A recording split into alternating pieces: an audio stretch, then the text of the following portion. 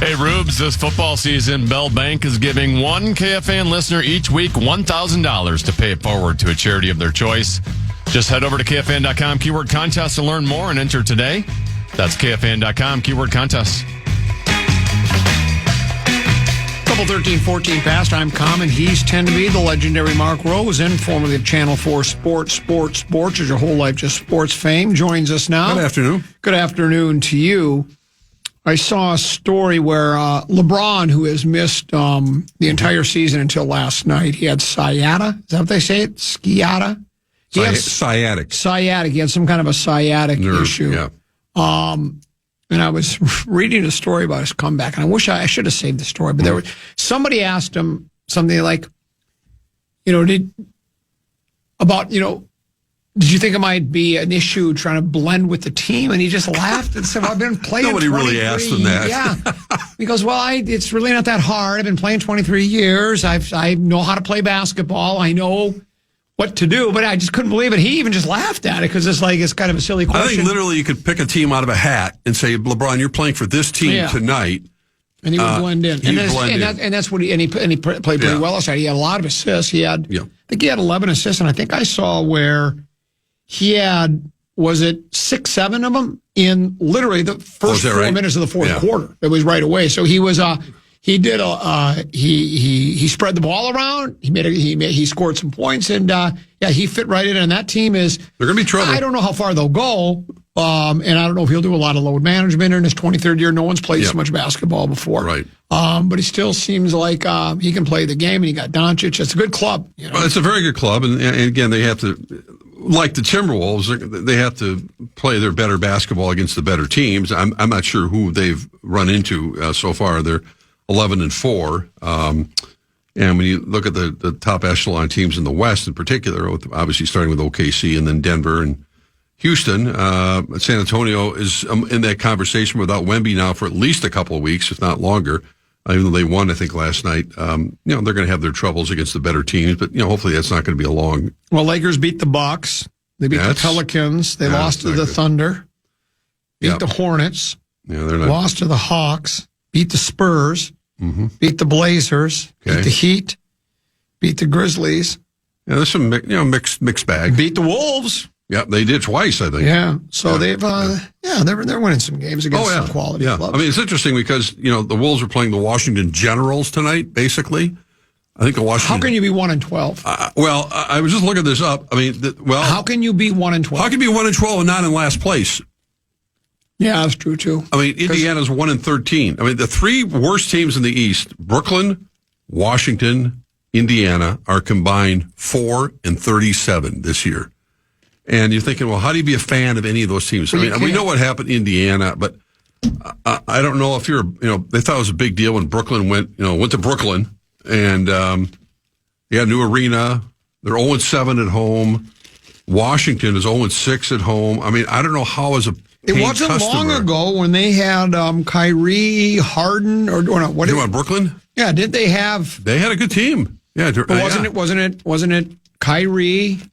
Durant was there, wasn't he? I don't know. I think it was Kyrie, Harden, and somebody else all played on the same club. Yeah, they had three high-impact players, or at least big-name players. And it's a problem when you're trying to market those teams. And I know I saw the comments, flipping it to the Western Conference, and I think Zion Williamson was talking about New Orleans, and they're 2-12. The fans aren't going to the games. Even the premium seats are sitting empty, and man, I'll tell you, when things go south, and from a marketing standpoint, we know that here, I think the closest thing is the Twins and how they're going to kind of rally around a new manager, some young players, and trying to sell tickets for a team that, basically was waving the white flag and has been for quite a while. But in the NBA in particular, the have-nots are really dreadful. And that's one of the teams, one of those teams are here tonight again. And I guess to the Wolves' credit, I mean, they haven't, unlike past years, they've managed to put their foot down on those teams and keep winning, and they haven't beaten a team with a winning record. That that'll have to change starting Friday night when they go to Phoenix. But yeah, I mean, it's not, these are not healthy franchises right now. And every sport can have them, but we've been there. This franchise has been there. Yes, I remember too many nights. I don't know if they still hold this record, but of the major men's four, they have the lowest winning percentage of all time. This franchise does. Now, I don't know. That may have changed now. I think for a while the Clippers were right there. I mean, and then they got better, obviously. But no, they're not having a good year either. I mean, that was a team that was supposed to be much better this year. I don't know. They're 4-10, but Memphis was. They had their run a couple of years ago with Ja when they beat the Wolves, and they looked like they were going to be the team of the future long before OKC emerged. And now they're just struggling, and there's a lot of speculation that John Morant will still get traded at some point because Memphis isn't going anywhere. They've lost their mojo. Obviously, Dallas has got plenty of issues, and teams that were the Clippers, Memphis, and Dallas were all really good basketball teams and really good runs for a while. And this is what happens if you don't kind of keep the core together and or else keep supplanting your core with young players that up and coming. But it can fall off the ledge in a hurry, and that's what's going on in those other cities and franchises I mentioned. And we used to be one of those. God, yes. Oh, I remember a lot of nights going to Target Center and watching the first half of those games before I go back to work and watching the Darko Miliciches of the world and the Robbie Hummels and Pekovic, and I mean these guys that were. The fans would try hard to kind of rally around. They weren't ever maybe as bad in one particular year, although they've had some dreadful years. I look at Wikipedia, but never saw the light at the end of the tunnel with those teams. Wikipedia says in regular season play, the Boston Celtics have the highest win-loss percentage at .596. Meanwhile, the Timberwolves have the lowest win-loss percentage with still at .416. That's what it says. Wow. I didn't know that. Okay. But I don't know when this Wikipedia piece was put together. When it was last updated, but that's what it says there. Yeah, we've been a terrible team and a terrible city for a long decades time. Full of lost causes and poor management and just everything about it. I mean, it's changed obviously dramatically, and you hope that those days never return. But as we've seen, things can change. I just mentioned, three of the teams in Memphis and Dallas and Indiana right now going through it, where you just go, there's no hope. And you're getting ripped. For what? 3 people have said preseason, commented this Lakers club could be dangerous. Rosen said the Wolves had nothing to worry about. Now, today you just said they're going to be a team to be reckoned with. Well, which one is it, Mark? Well, wait a minute. The Wolves have nothing to worry about the Lakers? Well, I mean, if push comes to shove in the play, well, first of all, there'll be a competitive series. I don't know if the Wolves. I've ever said the Wolves have nothing to worry about. Well, no, it says Rosie just said the Lakers are going to be trouble, but last week he said they were not a team to worry about. Which one is it, roller coaster Rosen? So in other words, last week you said one thing and now you're saying another.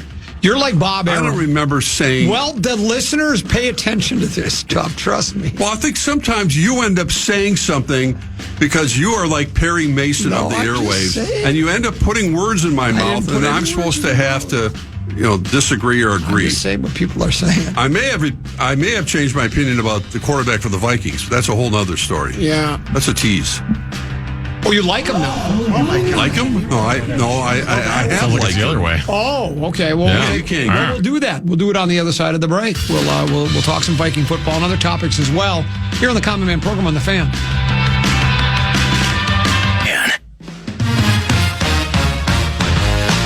Gear up for winter at the St. Paul Ice Fishing and Winter Sports Show, December 5th through the 7th at River Center. Over 190 exhibitors, huge giveaways, including a $24,000 ice castle and expert seminars. Enter for your chance to win a family 4-pack of tickets today on our contest page. That's KFAN.com, keyword contest to enter. What's the name of the event again?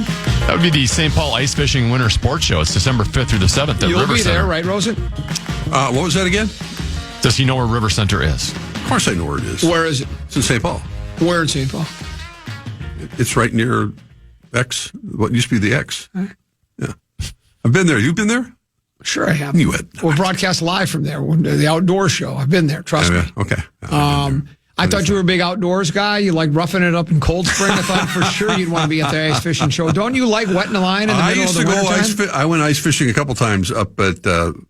with Amelia. Very good. Yeah. I remember those episodes. Those are my favorite. Yeah, going to the lake up in Walker. Yeah, going to the lake. That was a slop fest. In Walker, don't you know? it was more rain. The Eelpout Festival. Yeah. Oh, my goodness. What a drunken fest that was for the weekend. That's why Muss was up there. I used to run into Muss up there quite a bit. He was one of the MCs. We'd be... Now, I don't even know what to think. Are you telling me you're done with the No. Do not. This is what happens. Well, you just said you changed your mind on the quarterbacks. I thought you were done with them. It doesn't mean I'm taking a quantum leap from point A to point Z. Sometimes there are gray areas. I know you don't believe in that, but that's why I get in trouble for making comments about the Lakers or something. But no, what I go back, as you know, I have it right in front of me here. I'm old school about keeping track of the game. I literally, and the Vikings actually provide those. I know they do, but not with my notes. They don't though. They just have literally play-by-play sheets. They've been doing it for years and years and years. But it's an old habit of mine ever since that. We did Sports Sunday on Channel 4, and I write down when I'm at the game. I'd write down every play. And, can I have one of those? One of what? One of your done with the game given to me, so I have a keepsake. Because it's the notes of a game from the legendary Mark Rosen. You know how many people would want that? No one. You could auction it off at a silent auction and make hundreds of dollars. And what I would do also, star or double star if there's a play because when I go back and put together the highlights that night with like Tom Ryder, the editor, it would be easy for me to find the plays I'd want to run during the show. Well, it's old habits are hard to break, and it keeps me in the game a little bit as opposed to just watching it. I went back and looked at all my play-by-play sheets, and what's concerning about the McCarthy discussion, and will continue to be in the next 7 games, isn't whether or not he's throwing an interception on this particular play, or in one sequence when they're down 10-3. He missed. Remember, they threw that pass wide open. Hawkinson. The question is, can he throw it anywhere near his wide receivers? Yeah, he missed that one. Then he threw the interception in the end zone for Addison. Yeah. And then the one that eventually, when the Bears took a 13-3 lead, they had Jones ran the ball like 4 in a row. Had a false start. Then he sailed the pass on a 3rd and 7. That's when the boos came in. This text messenger said he'll pay $10 for those notes. Right there, he'll give you $10. Well, you owe me $6. I do? Yeah, because the Lions got throttled by the Eagles the other night. Remember, we made that wager. Did we? Oh, I forgot. Okay, yeah, I owe you $6. Well, I'm sure we'll come up with another wager. No, I'm not going to sell them. Okay, all right, very good. Give them to charity. So, but I just wrote the word. I wrote the word ugly next to it because he was getting booed off the field on a 3rd and 7. Anyway, the point of the matter is, and read more today, listening to KOC, heard him listening to your show, of course. So much of the discussion has been from the time we went to watch Viking practice at training camp. Hasn't been, we watched Nick Mullins as an example of a kind of a journeyman quarterback, get his opportunity to play a few games here. And he'd have some gaudy stats, and then he'd throw some bad picks. But I don't recall a discussion during his time when he was playing about his mechanics. About, Nick Mullins is, he's throwing off the wrong, he made some bad decisions. All we're hearing, and I saw another bit that Alec Lewis wrote, quoting KOC in his discussion with Tom Brady before the game, about the little things that make a difference between, the really good quarterbacks in this league and the quiet feet that they play with and everything else. Everything has been about his mechanics, and KOC has over and over been talking about it, how he, it's almost like I mentioned yesterday, and KOC even mentioned it. It's like you're taking a lesson from your guy, a golf lesson, and he's just correcting one or two things here, and now you got to carry that lesson onto the golf course and follow through with it. Right. Well, it seems as if, that KOC is working with McCarthy over and over and over again, and has been in practice and other things. And then you get in the game, you get on that 3rd hole, and you got a long shot, and he's not doing the things that he was taught. And the problem, the thing I'm thinking about, and where I get this kind of weariness and sort of like, are those correctable? Is it repetition? Well, that's what we don't know. Is repetition going to make that different? And this is why we have to use these next 7 games. I know there's already rumors that, the Vikings are looking at Mac Jones, blah, blah, blah. No, that's Florio's throwing stuff. The Vikings aren't looking at anybody. No, they're not right now. They're and then those discussions wouldn't be had right now. If McCarthy in the last 7 games shows incremental process, they will not be going after Mac Jones or Aaron Rodgers or Sam Darnold or anybody else. Another veteran. They might bring a veteran. Yeah, but not to be there. No, but I don't care about the backup quarterback. The backup quarterback's a meaningless position in the National Football League. When you got to get to your backup quarterback, your season is effectively over. Well, Kirk Cousins is now the starter in Atlanta because Penix is out for the year. Yeah, so and Atlanta's going nowhere. No, so but the problem is he spent a number of years at IMG Academy. Yeah. That's where you go to learn the basics, to learn all the technical parts of throwing, about your eyes and your hands line, and he apparently didn't digest it very well. There's a text message here that says, I've got a beef with this fan base as far as JJ goes. You know, Common, everybody wants to go to heaven, but nobody wants to die. It's my way of saying everybody wants to draft a young quarterback, but nobody wants to wait for his development. This is going to take time. I'm with KOC on this. The accuracy will come. I think he shows a nice presence in the pocket. Maybe it's best if the Vikings are out of the playoff race. That way JJ can relax and develop the rest of the year without pressure. And that sounds good on paper, on a text message, but there have been many young quarterbacks who showed a nice presence in the pocket and were very accurate, but they never panned out. There's an intangible there at playing quarterback and he might have it. Yeah, he might. But for me, what I get weary of is the text messengers or the fan base or members of the media that just basically saying, well, it's going to happen. You just have to wait. There's no guarantee it's going to happen. People like to, the example everybody uses is, how good was Peyton Manning in his first year? How good was Josh Allen? They weren't very good. The comparison they're trying to make is maybe they're the next Josh Allen or maybe they're the next Peyton Manning. Maybe McCarthy is the next Josh Allen or the next Peyton Manning. There's a better chance, though, that he's the next Josh Freeman or he's the next Teddy, what are some of the quarterbacks that have been drafted highly? Jamarcus Russell. There you go. Joey Harrington. Achilles Smith. Right. There's a lot of those guys. Well, that's what I'm saying. Trey Lance. There have been more quarterbacks drafted in the top 10 that have been abject failures than ones that have struggled at the beginning and turned into Hall of Fame quarterbacks. Well, I'm not what I get accused of it. I'm not giving up on McCarthy. My biggest beef is, I'm talking to listeners. My biggest problem is this team. This is what the front office and the coaching and the coach told us. We're ready to compete now. We're doing a competitive rebuild. And so they put all their eggs into a basket for a kid that can't get his feet and his eyes aligned. I think the coach was too convinced I can turn this kid into an effective quarterback immediately because he doesn't like quarterback whisper. He said that. He said that in the interview on CBS or on Fox before, I don't remember which game it was, but they did the sit-down interview with him, and they said, you've been called the quarterback whisperer. He says, yeah, I don't really like that. But I think he does feel like he's really good at coaching up kids, and I think they thought coming off a 13-4 season and adding to the interior of the offensive and defensive lines, I can coach this kid up and fast-track him to get us a deep playoff run. He was wrong. He wasn't able to do it.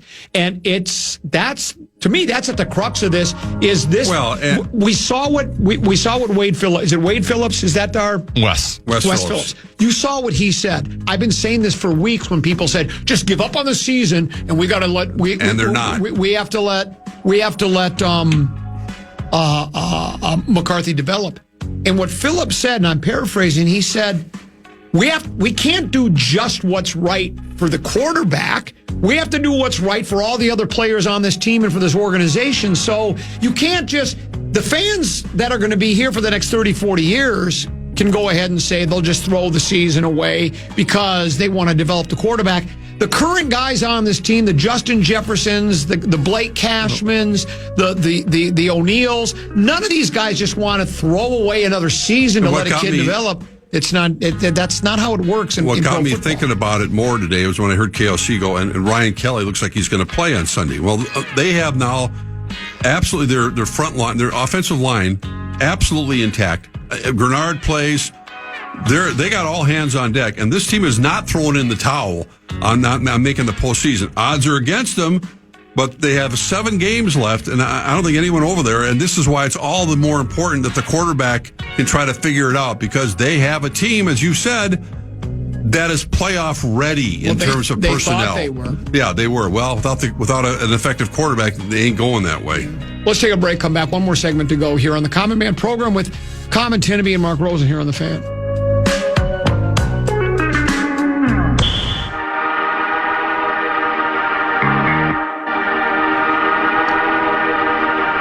Join KFAN's Corey Cove this Friday at B52's in Lakeville for Coors Light Hockey Night.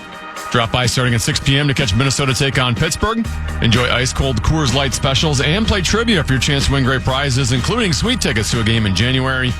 Get the full details now at KFAN.com. Keyword calendar.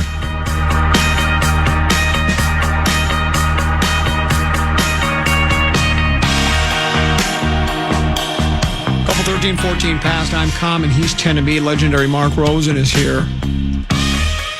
This from the Fish Wrap Factory West Side. Former Vikings Jim Marshall and Chuck Foreman have been eliminated from consideration in the seniors category of the Pro Football Hall of Fame's class of 2026. The Hall announced the cut from 34 to 9 semifinalists this morning. Those 9 will be discussed by the Hall's 9-member Seniors Blue Ribbon Committee, which will select 3 finalists that will be then discussed and voted on by the full 50-member committee in January. The list of 9 semifinalists does include Roger Craig, an 11-year career mostly with the 49ers, but he did have a 2-year stint with us. The other semifinalists are quarterback Kenny Anderson, receiver Henry Ellard, Steelers defensive end L.C. Greenwood, Washington offensive tackle Joe Jacoby, Rams cornerback Eddie Meador, Patriots receiver Stanley Morgan, Bills receiver, special teamer Steve Tasker, and Chiefs receiver Otis Taylor. You spent a lot of nights without any sleep. And now what are you going to do? You're going to... Well, I think the die has been cast for the late Jim Marshall, who passed this past year, and I'm sure Chuck is not thrilled. The fact that you're mentioning some of those names and going, man, Chuck Foreman was twice the ball player. That a couple of those offensive players you mentioned were. I mean, it was O.J. Simpson and Chuck in the basically the same category when they were going head to head in opposite conferences, et cetera, et cetera. But Chuck was, the spin doctor was special. I'm a little surprised he didn't make the cut. I mean, I would have loved to have seen him eventually get to the Hall, but Jim's days are in terms of his ability to get in the Hall of Fame, and I'm not going to even. It doesn't do any good to argue his case anymore. It's not happening. It's too bad, but life isn't fair. So I mean. And Jim had a great life, and I just saw his widow, his wife Sue, recently again, and she's been kind of getting on with her life and a life after being with Jim for all these years and having a wonderful life together. And I'm not saying it was something that he lost a lot of sleep over. There was not much he could do about it, but there's. I think had the Vikings won one of those Super Bowls, I think, Jim would have absolutely been in the Hall of Fame. And, some of his teammates certainly are and deservedly so, and including Carl Eller and the Purple People Eaters and Alan Page, of course, Paul Krause, but it's just, that's it. There's not much else to say. He didn't get to the cut this time. It's not going to happen. Tiny Joe Nelson, who used to work at this radio station, writes, Major League Baseball has announced a 3-year partnership with ESPN, NBC, and Netflix, which will have an impact on how fans watch the Minnesota Twins beginning next season. According to The Athletic, ESPN will have in-market rights to 6 teams, including the Twins, Guardians, Padres, Diamondbacks, Rockies, and Mariners. How much will it cost fans to watch the Twins on ESPN? The amount hasn't been disclosed, but Aaron Gleeman of Gleeman and the Geek fame, citing a team source, says MLB's soon-to-be-announced agreement won't change how fans can watch a broadcast in 2026, as games will be available via the same avenues as this past season, including cable, satellite, and MLB TV. Last season, Twins games were distributed via Twins TV, which was accessible through local cable, satellite, and streaming services. Cost $99.99 for the full season. Was available at a monthly rate for $20. According to a report from The Athletic, ESPN is considering offering a free month to its direct-to-consumer app, ESPN Unlimited, which costs $30 a month. Over the course of a 6-month MLB season, that would cost Twins fans $150 for the full season if they're accessing games on ESPN's app. I thought you were going to tell me they're going to offer to pay fans to watch the games. Wait, hold on. We're going to get... Oh, no, they're going to... The young players, the Royce Lewis is going to have a bounce-back year and be MVP candidate. Well, we made a trade. Did you not see that? I saw they got... We got a relief pitcher. Yeah, we're the wheels are now in motion. They're slow. It's a locomotive that's just getting out of the roundhouse. Yeah. But it says here, hold on, I've got the story. Let me dial it up. Here we go. All right. The Twins added reliever Eric Orze. Orze. I have no idea. Who? Orze in a trade with Tampa Bay Rays on Tuesday. Their first move of the offseason, addressing their bullpen. And they added 6 prospects to their 40-man roster. Right. Rebuilding the pen will be one of the priorities for the Twins this winter after it was torn apart at this past season's trade deadline. Orze, a 28-year-old right-hander, had a 3.02 ERA. It's better than most of their pitchers. In 33 relief appearances in 2025, while picking up 3 saves. He struck out 40, walked 19 and 41 and 2/3. He's a splitter, heavy pitcher. He spent much of the second half of the season at AAA, where he had a 2.20 ERA in 28 and 2/3 innings. And we gave up somebody named Jacob Kisting, who I've never heard of before. So they made it. Yeah, so they make a move. I don't know. Well, I don't know if this is going to be.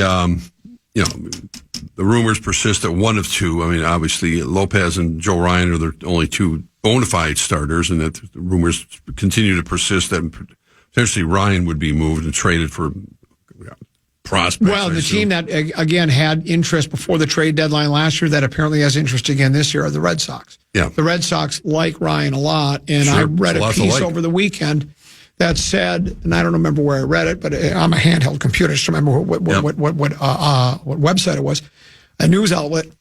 They said that the Red Sox are still very interested in Joe Ryan. Yeah, whether or not Buxton is going to go forward with his, again, I don't think we've heard it from his lips that he would potentially waive his trade clause that would allow the Twins to move him. That would be, box office suicide if they did that. Not that they are not already there in terms of how you sell this team. And I think Royce Lewis was on some Baseball America show or something, and they had the potential lineup for the Twins this year on there. You recognize most of the names that are out there and that are still on the team, but on an everyday basis. But that doesn't include a pitching staff that, Lopez and Ryan are good enough to kind of carry them through a couple of them. And if Bailey Ober's able to bounce back, but man, I don't know what they have in the bullpen besides this guy they just acquired. And that's where the games often are, as we know, are won and lost in the course of even 162 games is what happens in the 7th, 8th, and 9th innings. And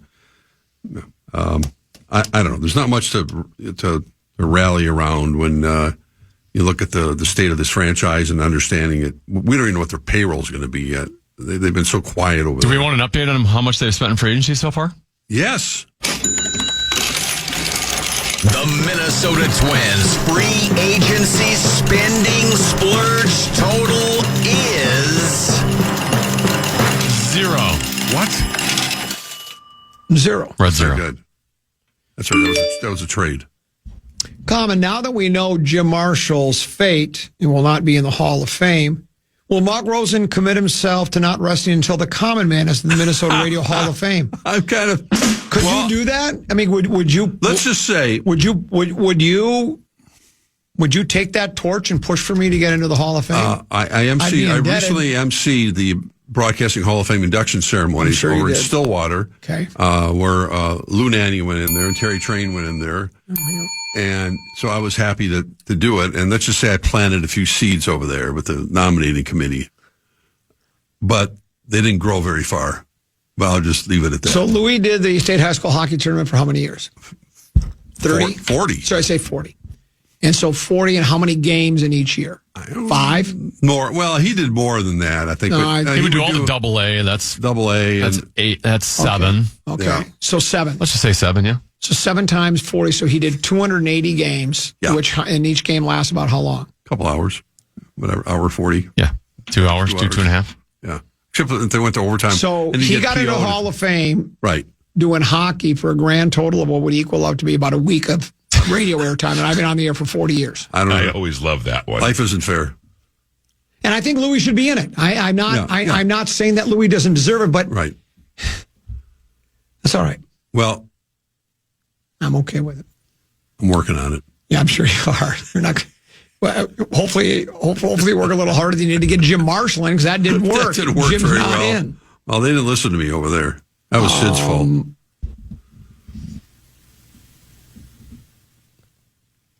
Nick Foles was a backup quarterback, and he won a big game. Yeah, I know. I know I said it 99% of the time, though, once you get to your backup quarterback, it doesn't matter. It's just really your team is going nowhere. If you don't have your starting quarterback, you're in trouble. Yeah, I mean, for every... You're just in trouble. There are very few teams in the history of the NFL that had Joe Montana and Steve Young, two future Hall of Famers on the same team. And the Vikings beat them in 87 in San Francisco. The Colts had Johnny Unitas and Jimmy Morrill. And they went to a big Earl Morrill, and they went to a big game. Man, Earl started the game because I think Johnny got hurt early in the year. Earl came in and was brilliant. So Earl kept quarterbacking, but then Earl struggled against the Jets in Super Bowl III, and then Johnny Unitas came in, and he guided the Colts to their only tutty in that game. They lost 16-7. That was it. So, yeah, it does happen, but it just doesn't happen that often. Plus, they lost that big game. They did, yeah. I mean, again, there's... You know who the Jets' backup quarterback was? Babe Parilli? Babe Parilli is exactly who he is. My favorite backup quarterback of all time. It's like saying Babe Parilli. Well, of course I do. How can you not like saying that? Willie Joe. What a time that was. Wild play tonight. Late. They're 6-1-1. Yet they're an underdog tonight, but they're playing 6-1-1 in their last 8 games. They've had a great start to November, but they're playing the Carolina Panthers, and the Panthers again. Panthers Hurricanes, and they're on the top of the. Right. I didn't even know there was a Metropolitan Division, but that's what they call it. They're on the top of the Metropolitan Division. So here's a big test: can we keep this streak going against a really good team over at? They're playing the kid tonight in goal. Do we know yet? I don't think I've seen any updates on who's playing goalie tonight. Yeah, I mean it's been a nice start to this month, that's for sure. The Wild are 9-7-4 now. I mean overall they get 22 points, but they've been playing pretty tight hockey and taking advantage of it. And Kaprizov got that overtime. Or Hurricanes are 13-5. Yeah, and again, a hell of a club. And we know the picture. We know why, because they're on TNT tonight, and it won't 8:30, 8:40 start in the middle of the week. It's an outrage, is what it is. It's pretty outrageous. We understand the playoff situation for both sports, but it's. I think it's dumb in the playoffs too, but it is. But especially when you're not playing a West Coast team, it's and the Wild still got a ways to go, but they're hanging. They're 2 points behind Winnipeg and the Blackhawks are playing pretty well, aren't they? For a team that was in the bottom of the barrel for a while. Connor Bedard, he was a absolute phenom coming out of the draft, and he's starting to figure it out now. See, just like J.J. McCarthy. The young kids are starting to take over. Celebrini in San Jose, Bedard in Chicago. Well, we got an older guy, but he's also starting to take over, at least for the Wild. Earning his paycheck, as they say. I see where your gal, Jessie Diggins, is retiring. Ballstead starts, by the way, according to Kevin Fallness. Oh, is he? Okay. He just texted you that? Yeah. He's listening? He's always listening. After Jessie Diggins, the most decorated American cross-country skier in history, announced on social this morning, this will be her final season in ski racing. She's 34 years old. She's won 3 Olympic medals, 3 overall World Cup titles, and 8 medals at the World Championships in her career. Could you say she's the greatest athlete ever in the history of Minnesota? That's a statement. I mean, that's pretty gaudy stuff. Pretty damn good. She's not going to compete in the Olympics coming up. Then I think she's retiring after. Oh, after the Olympics. Okay. Well, I mean, she had a hell of a run. I'm guessing she's the greatest American cross country skier ever. We haven't been great. That goes without saying, I think. Other than Eddie the Eagle. No, he was a ski jumper. He was a ski jumper. And he really wasn't very good. Yeah, I think I covered. I was in Calgary when I actually covered that Olympics in 1988. I think that was Eddie the Eagle. That was they made a movie about him. Well, I'm being serious about this question. Is she the greatest athlete ever in Minnesota history? Well, that's pretty gaudy. Everybody 3 can have Olympic medals, 3 overall World Cup titles, and 8 medals at the World Championships. Everybody has their own criteria for the greatest, whatever, the Mount Rushmore of this or whatever the case may be. Name me another Minnesota that's got better, that has more accolades than that. Bronco Nagurski. Yeah. I guess Bronco did win 3 NCAA George championships. Yeah, I guess George Mikan did. But those are all team sports, too. Yeah, I understand that. If you're talking about individual, if you look at... how would Lindsey Vonn compare? You'd have to throw her numbers out at me. Yeah, I think Jessie had more numbers. success. She did have big numbers, and she continued to... I think. No, but I'd have to see like how many Olympic medals and this and that and everything. I don't have all this. I won the... What'd you win? I won a blue ribbon 6th grade Adams School track and field for the sack race. That should give you some recognition. Can't argue with that. It's a hell of an accomplishment. Yes. First place, 6th grade. Lindsey Vonn won 4 World Cup overall championships. She won the gold medal in downhill at the 2010 Winter Olympics, the first one for an American woman. She also won a record 8 World Cup season titles in downhill discipline. Amazing. 5 titles in Super G, 3 consecutive titles in the combined. Maybe she's the greatest athlete, Minnesota athlete ever. Vern Gagne. How many AWA titles did he win? AWA titles did he win? How many guys did he put to sleep at the sleeper hole? A lot. A lot of guys went nighty-night. Yeah, he demonstrated on that. And I went, I get it. And you're still sleeping. Just between 2 and 3. Wow. No. Vern was one of a kind. He was. Love that man. I'm trying to think. Yeah, I don't know. Those 2 guys. Your guy, John Schuster. Now, did I see they're not going to the Olympics? No, they're not. Oh, they got eliminated? They got beat by the team from was it Prior Lake? That was close. They lost to a team Casper. Oh, no. And it went right down to the wire. Apparently, the 2 teams stayed, they rented houses and stayed side by side and spent time commiserating at night. Well, I thought you're supposed to hate the enemy. It's competitive to a point. Yeah, I guess. But they train with each other year round, I'm assuming. Yeah. So they, Tenneby and I, we've hitched our wagon to Team Peterson, and they are going out of that last stop to see if they can get the Olympics. Yeah. There's one more stop. Matter of fact, I don't even know for sure if, I got to admit, I'm not paying as close attention to curling as I once did, but I still think this Team Casper needs one more. They got to take one more step before they get to the Olympics. Oh, okay. I don't think it's quite set in stone yet. The NHL is shut down for how long, Tenna? For the Olympics, 2-3 weeks? Something like that. Yeah. Anybody? So they're squeezing everything in together in the rest of the schedule. Unfortunately, Soviet Union's not participating, so no Kaprizov. No. Right. And none of his compadres, Ovechkin. That's too bad. Best individual Minnesotan has to be Marjorie Johnson. She won over 2,500 state fair ribbons. She did for bacon pies? Or what? I guess. I think, isn't that the woman? I must be. 2,500. I didn't beat won that. one Betty blue Crocker didn't even win that many. No, and she was off her rocker. Marjorie. I actually have heard that name. Oh, you got some great listeners. That's funny. Yeah. Well, anyway.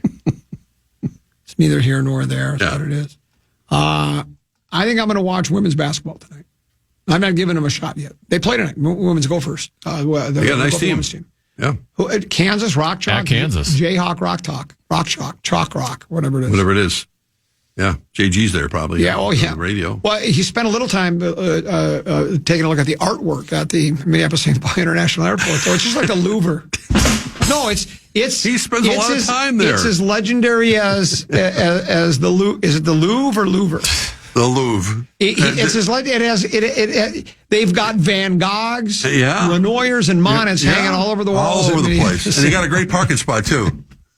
He practically lives at the airport. And you know what you could do is you could take your free, you could get into your parking spot and then you could steal the artwork off the walls like they did at the Louvre and throw it into your trunk of your car. It didn't work out real well for them. No, it did not. Rock Chalk Jayhawk or Rock.